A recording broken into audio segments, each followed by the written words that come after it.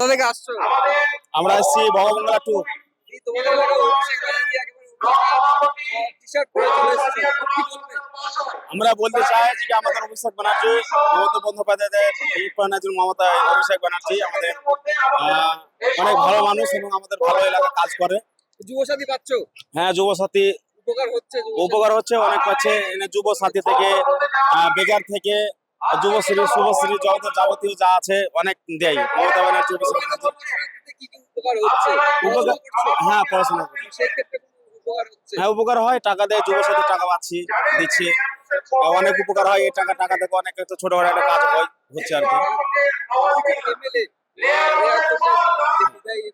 Candidate তাকে কিভাবে আমাদের রিয়াত হোসেন সরকার অনেক ভালো, এই কারণে অনেক ভালো যে আমাদের এই 1.5 বছর 2 বছরে যেভাবে ভগবানগোলা 1 থেকে উন্নয়ন করছে, যথেষ্ট ভালো করছে। আমরা চাই এরকম মানুষ যেন আমাদের পাশে থাকে, যে মানুষটাকে আমরা রাত বিরেত 12টা 1টা 2টোর দিকে ফোন করলে সেই রিয়াত হোসেন সরকার সে তার ঘুম ছেড়ে আমাদের মানুষের পাশে আসার চেষ্টা করে।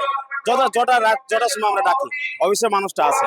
আমরা চাইবো রিয়াত হোসেন সরকারকে সবাই যেন সহযোগিতা করে এবং মানুষের পাশে যেন সবাই থাকে।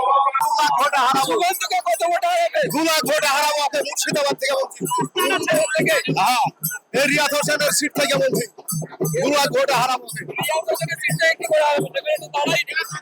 ওই ভবানীপুর হারাবো, 2 লক্ষ ভোটে হারাবো।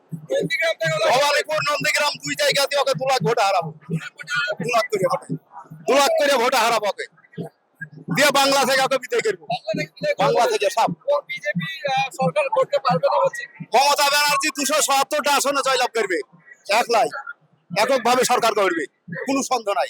চাচি কোথা থেকে আসছেন? আনাপোকা থেকে।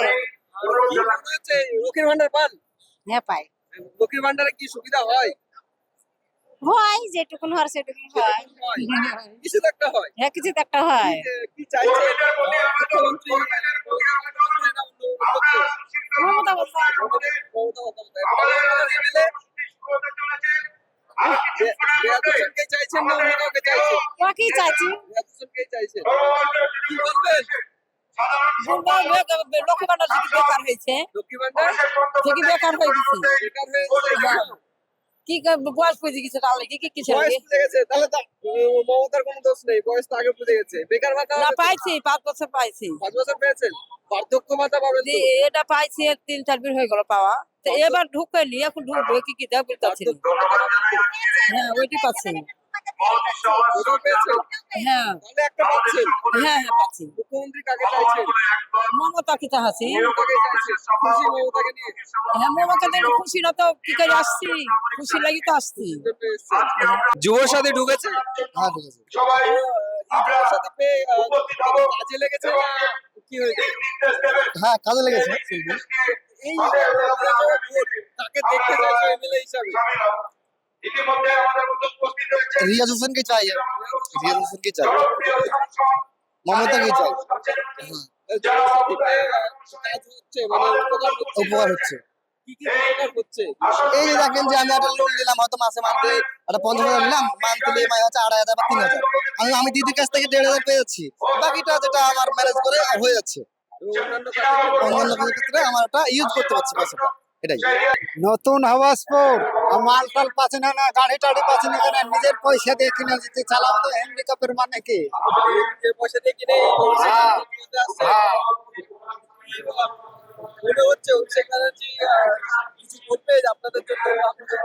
তো বলতে তো হবে, ঠিক মতো পাচ্ছি না, বেকার, ঠিক মতো পাচ্ছি না গাড়ি।